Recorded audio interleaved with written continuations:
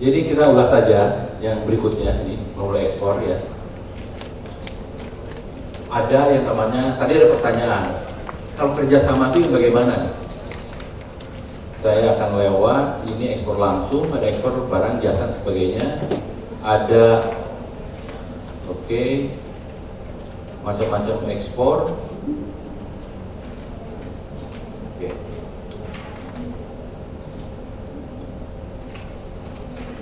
Nah, ada direct and indirect export. Jadi ekspor langsung atau barang jasa ini ada macam-macamnya ya.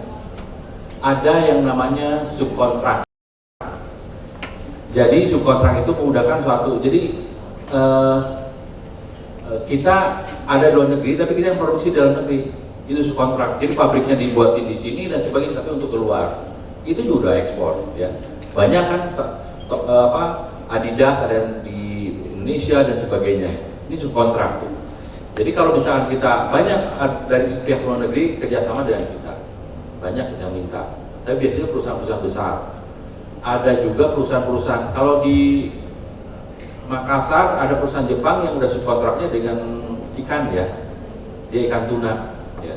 Jadi dibiayain semuanya dari Jepang dan pegawainya semua dari orang Makassar dan sebagainya lautnya. Itu juga udah ekspor, pasti dia buat perusahaannya perusahaan dalam negeri, jadi paling bisa kalau si Jepang buat ini di sini ya. Ini saya singkatnya ini. Terus berikutnya adalah counter trade, adalah perdagangan internasional di mana sebagian pembayarannya bukan berupa uang dalam currency yang berlaku internasional atau counter trade dapat menghasilkan tambahan devisa bagi negara. Keuntungan yang punya keuntungan besar jika menang tender. Jadi terus membuka kesempatan kerja yang lebih luas. Jadi counter trade adalah ya kita pakai nama luar, kita itu proyek lah, kan banyak proyek-proyek yang ada di Indonesia. Jadi hasilnya ke sana juga, gitu. Kan begitu. Atau sebaliknya, kita cari proyek di luar kan banyak tuh ya. Nah, saya lakukan itu dengan Malaysia, dengan di Shah Alam. Saya ada kantor di Shah Alam di section 20 di sana. Saya buka kantor di sana. Jadi barangnya dari Indonesia, saya dagangnya di sana. Kerjasama dengan orang Malaysia. Walaupun ribet, karena orang Malaysia ribet sih. Tapi ada kadung jalan ya jalan aja ya. Ya dengan segala problematikanya. Terus turnkey project inilah suatu bentuk ekspor teknologi keahlian manajemen. Nah ini ada kan dari luar negeri datang ke ini dan tenaga ahlinya. Tapi harus dibayar juga sama kita. Segalanya semuanya, bahkan dia uangnya juga dikirimin sama kita. Itu turnkey project. Cuman kadang-kadang dia lebih berkuasa lah gitu, daripada kita yang punya perusahaan.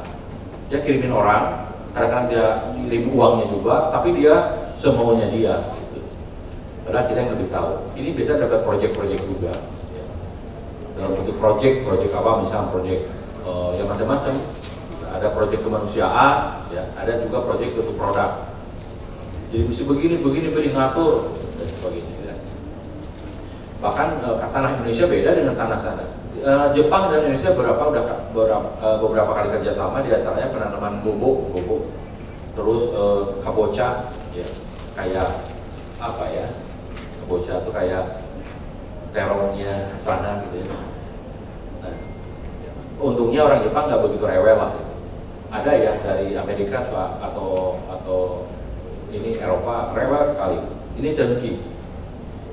Terus jadi macam-macam banyak. Ada yang lisensi itu ya kita ya misalkan dia punya produk, nah ini kayak Taiwan tadi, dia buat sepeda namanya Cannondale pada dibuat Taiwan, lisensinya dari sana. Terus Adidas juga kan buatan Vietnam, banyak Adidas sudah bukan buatan lagi sana. Buatan Indonesia juga yang namanya Geox, kalau sepatu tuh yang ekspor sepatu, Geox itu kan buatan Prancis, harganya tuh di atas 1 juta lah, Geox itu. Tapi dibuat di Indonesia, kebetulan di Bandung, di pinggir Bandung, saya pernah ke pabriknya, malah harganya 350 ribuan ya, kira-kira. Tapi begitu pakai brand Prancis, jadi 1.200.000 ke atas. Tapi kan dikirim dulu ke sana ke Prancis, di Prancis kirim lagi ke sini. Gitu. Nah itulah dagang, itulah bisnis, aneh. Waktu persis saya buatnya ini 300-an lah gitu. Tapi ketat sekali kalau ada pegawai yang menggelapkan atau yang apa, yang ngambil sepatu itu, langsung sanksinya di penjara dan sebagainya. Ketat sekali peraturannya. Karena jangan sampai lolos. Labnya pun harus. Jadi kayak apa ya? Keluar dari pabrik itu diperiksa satu persatu. Ya. Saking ketatnya. Itu peraturan Prancisnya begitu. Jadi ada Giok tuh Prancis. Yang sekarang lagi rame mau apa? Mau diboikot. Ini cerita bisnis lah, itu bukan cerita politik ya.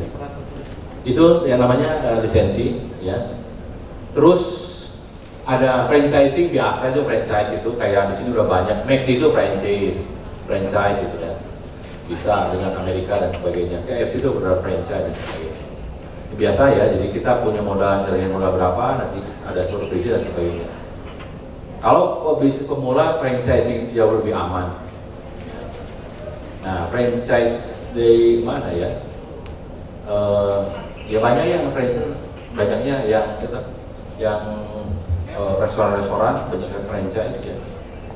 Kalau perusahaan ini apa ya? Kebanyakan restoran yang kelihatannya ya, yang lain ada tapi saya belum punya data. Pemilikan perwakilan itu biasa, perwakilan dari Amerika buat perwakilan di sini itu biasa. Dia boleh tender, dia boleh melakukan aktivitas, tapi buat perusahaan baru lah, udah banyak lah kayak Samsung, udah banyak itu perusahaan besar. Ini biar kita tahu juga lah. Ada join biasa ini, apakah join dalam bentuk uang dan sebagainya, bagi hasil dan sebagainya. Nah ini saya juga udah lakukan, kalau join pension udah beberapa kali dalam satu tahapan. Joinnya untuk 3 tahun, 5 tahun dan sebagainya. Kontrak manufaktur itu pabrik tadi seperti baru sepatu sama ini. Ada manajemen kontrak, di manajemennya aja. Banyak yang gini, banyak ini. Tadi misalnya tadi yang mana? Contoh tadi yang Ibu Rani ya. Bu Rani misalkan minyak asiri. Ibu dapat order misalkan untuk kirim ke Amerika lah. Kata Amerika, oke, saya siap, tapi ibu belum siap manajemen. Malah kan nggak mudah ya, malah ini. Nanti si Amerika sana ngirimin ini technical assistant, ini apa namanya manajemen kontrak. Tapi dibayar juga dia, nggak apa-apa selama untung. Jadi dia memanage gini ke sana ke sini gitu. Jadi bosnya sana nebeng di kita, selama itu untung. Oke. Nah, saya lakukan tapi tingkat lokal. Jadi saya tadi dengan Indofood tadi, tapi lokal ya, bukan ini sama prinsipnya. Jadi ada peraturan. Saya nanam kacang dengan kacang juga nanam, tapi ini lokal dengan kentang ya. Kalau di Bogor, kalau kacang, jadi saya nanam kacang Garuda Food. Jadi ada peraturan, kalau lebih dari 50 hektar, Garuda Food akan mengirimkan manajemen. Jadi yang mengatur segera-segeranya adalah, kalau saya sih enak, tapi tidak perjanjiannya, tapi dibayarannya sekian persen dari nilai total, jadi nggak digaji gitu.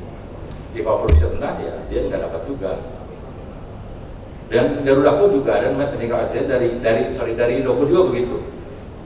Kalau Indofood tidak usah harus besar-besar, ya minimal 2 hektar itu udah ada supervisinya. Kalau dia langsung, kalau lebih dari 20 hektar. Nah gitu ya, jadi dia manajemen, dia memanage. Bagi saya menguntungkan walaupun dibayar, karena kalau kita meng-hire sarjana baru belum tentu sehebat kan gini. Ini juga membangun chemistry bisnis. Kalau kita supervisinya dari calon pembeli, kan dengan sendirinya udah terjadi bisnis itu. Nggak mungkin dia menolak produk kita. Nah makanya tadi pertanyaan kenapa saya berani buka lahan sampai 1000 hektar di Halmahera. Nah, saya kontrak dulu dengan Filipina, karena kebetulan orang Filipina yang mau beli. Dan catatan, orang Filipina harus mengajarkan bagaimana cara berkebun singkong yang baik. Padahal kan nanam singkong kan mudah, disebarkan banyak. Tapi sesengaja dibuat bahwa dia akan mengajarkan. Padahal itu juga dengan dia mengajarkan terjadilah chemistry bisnis dan dia akan jadi jaminan. Saya tahun 2004 saya di Bro ya. Jadi saya main itu Derawan dan Meratua itu udah biasa. Saya di Brau 4 tahun Pak. Dulu ada namanya coklat Brau. Coklat tuh kelas 3 lah, jelek lah gitu. Saya sebenarnya di Brau lama, sampai saya ke Sungai Nyamuk, ini dan sebagainya, sampai ke Kinabalu ya, sana. Jadi saya selusuri pasarnya sampai mana. Dan akhirnya ketemulah di Tawau ya. Di Tawau saya pembelinya namanya Haji Agus, masih ingat. Haji Agus saya akan menjual gini, tapi ini jelek. Gini aja, ajarin Pak Haji ke petani kami di Brau, cara nanam coklat, bagaimana cara pruning dan sebagainya. Nanti beli Pak Haji Agus yang beli. Loh, saya kan cuma beli aja, enggak, saya ongkosin. Jadi saya bayar Pak Haji Agus untuk ngajarin pruning bagaimana. Kan orang dinas pertanian pada jago, sengaja untuk memancing supaya dia oke, kalau misalkan bagus terima, kalau tidak bagus tolong harganya dikurangi. Gitu. Nah itu teknik aja. Saya teknik. Jadi dengan begitu dia kan ngajarin, dibayarin kan. Biarin daripada susah kan, dia ngajarin bagaimana cara pruning, bagaimana cara ini. Nah, adapun PPL dia hanya pemerhati aja. PPL-nya kita libatin. Gitu. Dan jadi sekarang udah jalan. Saya udah tinggalin dia. Kalau saya ke Brau, saya udah banyak teman yang menjadi ketua dewan, ada yang di anggota dewan, ada yang jadi kepala dinas dan sebagainya. Ke Brau, jadi saya dulu ke Samarinda tuh, bandaranya masih bukan di sini ya, masih di kota ya. Jadi dulu belum masuk pesawat besar tuh. Jadi ke Balikpapan naik darat dari Samarinda, naik pesawat kecil itu yang das itu dulu, yang kayak bis yang pakai baling-baling, yang jelek amat tuh. Kalau karena udah terbang, turun lagi. Kenapa turun lagi? Kelebihan berat, turunin koper 1, terbang lagi. Aduh, dulu mau aja saya. Karena lagi pilihan. Dulu wing belum ada, kayaknya ada cuma das sama ini, sama apa? Satu pelita apa ya? Yang itu aja, pokoknya nggak ada lagi lah, nggak ada pilihan. Ya dijalanin aja lagi.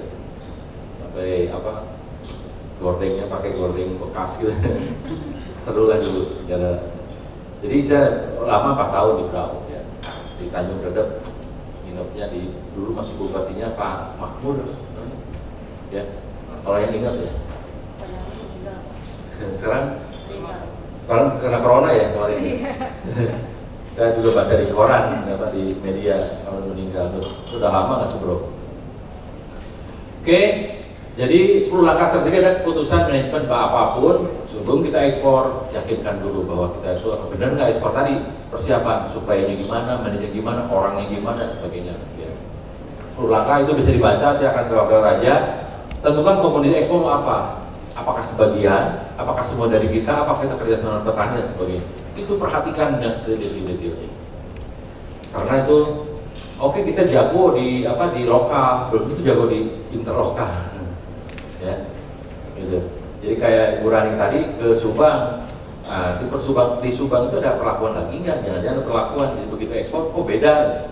Biasanya pengepul punya trik sendiri yang tidak mau diketahui orang lain. Ya, gitu. Sengaja diumpetin Bu tuh. Teknik dagangnya begitu. Jadi nggak tahu kecolongan. Tapi kalau nggak dicoba, kita nggak pernah tahu. Kita ini aja. Tadi cerita dengan Ibu Widya, Mbak Widya tadi, bagaimana harus meyakinkan asesor namanya sana ya.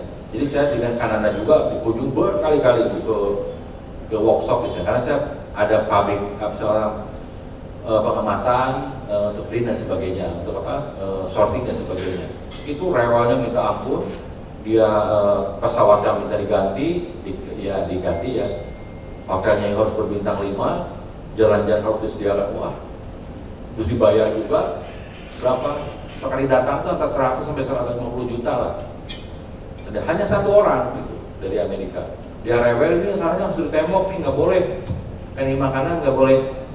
Jadi kalau nembok tuh nggak boleh, dinding tuh nggak boleh nyudut, harus lengkung dan sebagainya. Terus ini harus stainless dan sebagainya. Terus mana kebunnya, jalan kebun dan sebagainya. Tapi itu sekali sih, Tapi ya, terus FDA-nya juga. Untuk makanan nggak besar-besar amat pada saat itu ya. Ya itu dilakukan. Dan artinya mau nggak mau modal harus keluar awal-awal yang bermain di produk-produk yang eksotik lah gitu, kayak tadi apa kayak mengandung opium dan sebagainya gitu ya. Apa namanya Bu? Kratom ya, kratom. Ini saya akan share. Ini saya udah share tapi belum saya periksa. Saya coba ke teman saya yang di California barusan dikirimin. Saya sendiri belum baca benar, kirimin aja. Ini ada titipan di teman kirimin apa? Itu belum saya baca di WA-nya. Oke. Terus pasar ekspor langkah dan menentukan strategi operasi bersama, menetapkan pasar potensial, apakah kita mau buka di sana, perwakilan memudahkan atau tidak. Kalau buka perwakilan artinya uangnya juga harus cukup, karena uang dari kita. Terus menentukan sistem promosinya gimana, ini media tadi ya, ada yang pakai tadi Pak Samuel udah bicara bagaimana yang namanya infografis. Kalau bisa ada barcode, tidak kita ngirim email atau ngirim WA, ada barcode-nya. Begitu barcode di-trace, keluar profil kita. Ini bisa begitu, Pak Samuel. Ya saya ada, tapi bukan saya yang buat, ya teman saya lah. Itu bisa bisa nyuruh orang yang kan ada bayaran yang memelihara website dan sebagainya, itu bisa buatin barcode yang kalau harus di-trace sama handphone gitu, itu keluar data kita, profil kita. Itu minta, nggak tahu bayarnya berapa, ya pokoknya ada itu yang bisnis di digital. Peta pemasaran ini udah mempelajari nama dan lengkap biasa, itu kita harus jelas kita di mana, produksi di mana dan sebagainya. Ini biasa ya. Brosur tadi yang infografis tadi ya, tadi udah ngobrol dengan Pak Samuel bagaimana brosur yang eye catching, yang memikat mata, yang good looking, yang warnanya sebagainya ya. Itu berpengaruh kepada psikologis. Bagaimana warna yang bisa kan warna itu berpengaruh terhadap psikologi pembaca atau lihat orang. Seperti gini lah, kenapa taksi kuning? Karena kuning itu kalau sekali lihat langsung termemori, beda dengan warna lain. Itu ceritanya di Itali, cerita sejarahnya gitu. Taksi itu kuning karena kuning itu kalau kita lihat warna kuning itu termemori cepat. Jadi kalau dan kuning itu kalau cepat ketangkap oleh mata, jadi karena taksi jadi menyolok. Kenapa merah tuh punya kesan begini? Jadi warna pun ada psikologi warnanya ya, gitu. Itu tanyailah sama ahlinya ya. Pokoknya orang-orang digital tahu gitu. Menyiapkan surat perkenalan dan sebagainya sama, itu seperti tadi korespondensi dan sebagainya. Oke, ada pertanyaan sampai sini? Sebelum kita SWOT, saya akan Pak Ali silakan.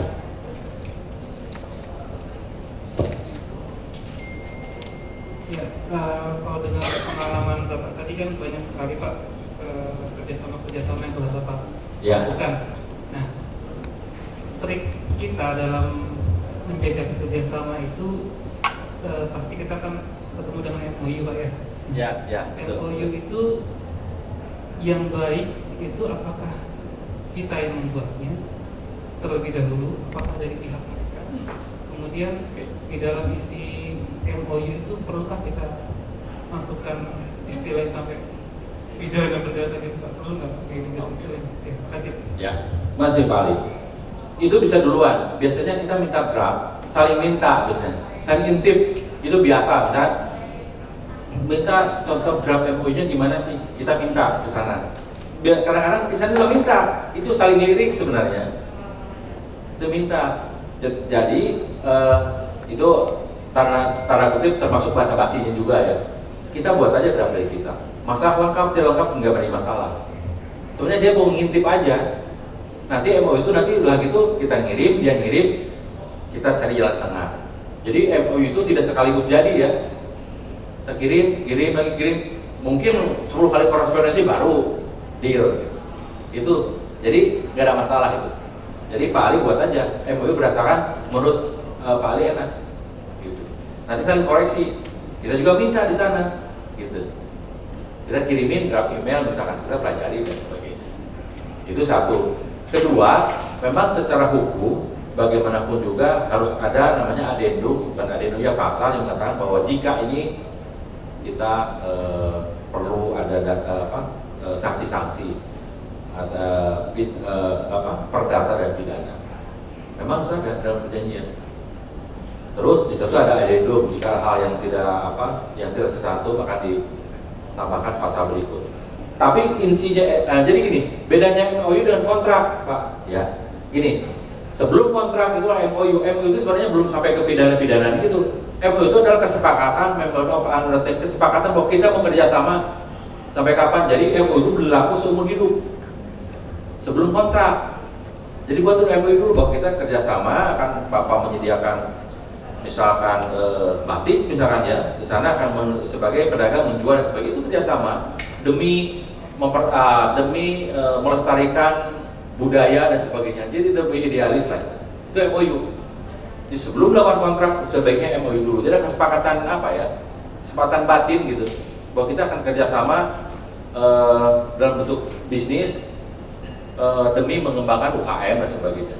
Ada gitu-gitunya. Itu MOU ya. Jadi kontrak seumur hidup sebenarnya MOU.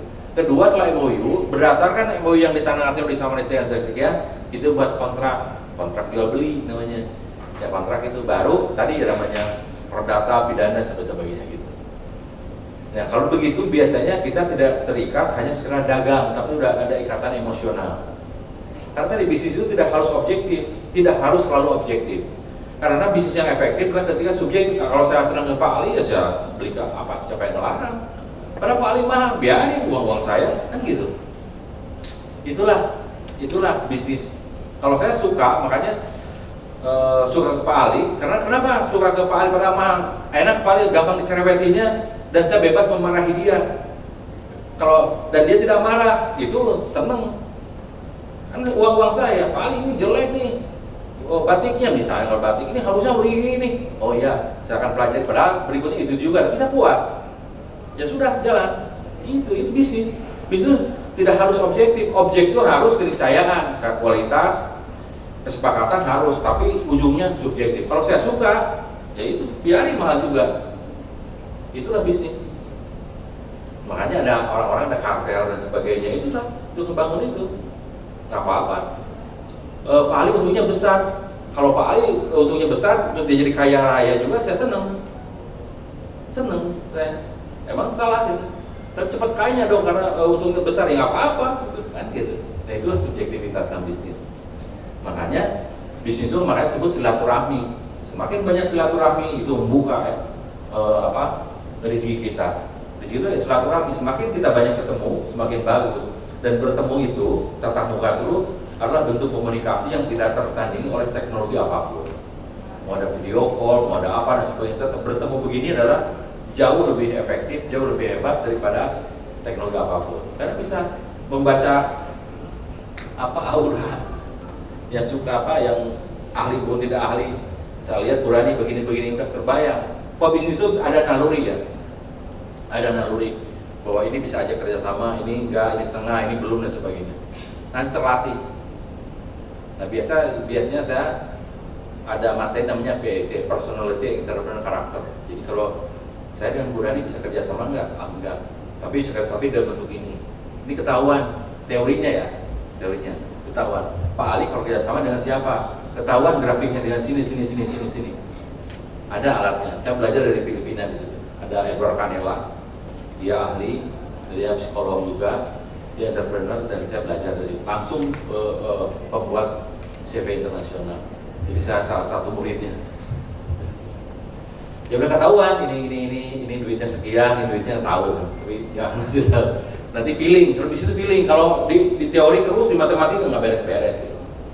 Di psikolog itu nggak pernah ini dihitung dulu enggak. Pokoknya bangun di sini sudah jalan. Udah main feeling gitu.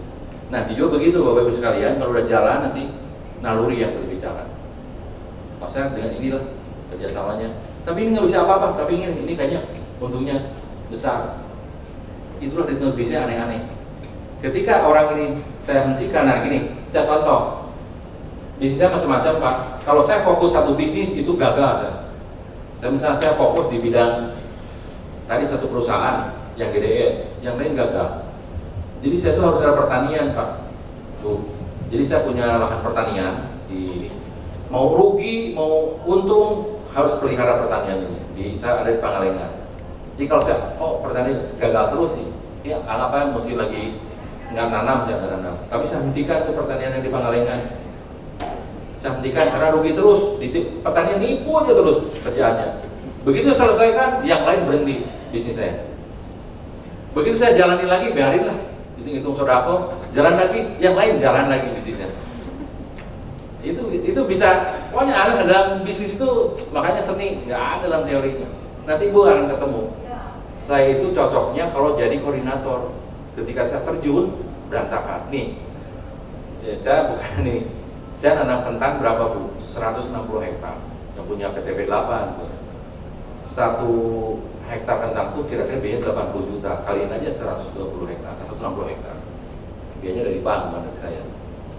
Jadi besok lusa tiba-tiba rugi 1,2 miliar karena tersapu angin dan biasalah gitu. Nah, tapi masalahnya saya itu nggak bisa nanam. Kalau tangan saya nanam kentang, ikutan nanam kentang dengan petani satu banjar, satu garitan itu punya saya nggak pernah tumbuh. Padahal kentangnya sama, pupuknya sama, bibitnya sama, yang beli juga saya, gitu. Tapi dipegang bibitnya saya nggak tumbuh tuh. Tangan saya jelek sekali ke tanaman. Tapi kalau nunjukin di seblok sana tanamin kentang, blok sana cabai, blok sana kubis. Nanti puter ya. Nah, jadi semua tuh. Asal jangan pegang bibit hancur. Tapi saya nggak apa-apa, yang penting rekeningnya ke saya aja. Gitu kan? Itu aneh, tapi ya itulah, saya juga nggak ngerti. Jadi saya nggak bisa, jadi saya jelek kalau saya ikut tanam. Sampai petani-petani pada ketawa semua tuh. Apa aneh gitu, jadi panas katanya. Nggak ini. Sampai ada di sana kan biasa di pertanian itu ada kiai dan sebagainya. Sampai nanya, Pak, tolongin saya buka lahan baru, ini pantasnya apa? Saya enaknya aja. Ini tanamin wortel aja Pak Kiai gitu. Padahal dia kiai gitu. Nurut, hasilnya jadi bagus. Gitu. Jadi itu nggak apa-apa kebenaran, kebetulan saya nggak tahu lah. Pokoknya pengalaman saya begitu. Beberapa kali saya nanam itu gagal. Tangan saya jelek. Tapi kalau nunjuk berhasil. Jadi nunjuk aja lah. Tunjuk aja. Ini seni dalam bisnis begitu, Bu. Jadi nanti Ibu ada yang fokus, namanya fokus itu tidak harus satu, bisa 2. Kita fokus karena mata kita 2. Mata kayak gitu. Jadi kita harus fokus. Fokus itu definisinya gimana kita? Yang mendefinisikan fokus itu adalah kita. Saya bisa fokus kerja kalau banyak kerjaannya, tapi kalau satu malah nggak fokus ya. Kayak stres gitu, jadi harus ini, besoknya ini baru bisa enjoy gitu. Nah, inilah ritme bisnis, inilah dinamika bisnis. Jadi Bapak Ibu sekalian, bisa menentukan, bebas lah. Berbisnis punya kemerdekaan sendiri lah, beda. Punya kemerdekaan dan bisa menentukan sendiri. Masalah hasil tidak hasil itu relatif lah. Pokoknya kalau kita berhenti berbisnis artinya utang-utang kita tidak terbayarkan sebelumnya. Karena dalam bisnis ini gini, bisa aja 1 kali 2 kali gagal, sampai 10 kali gagal, tapi sekali berhasil, yang 10 kali itu ketutup tuh, bisa begitu. Jadi jangan menyerah, ya. Biasalah.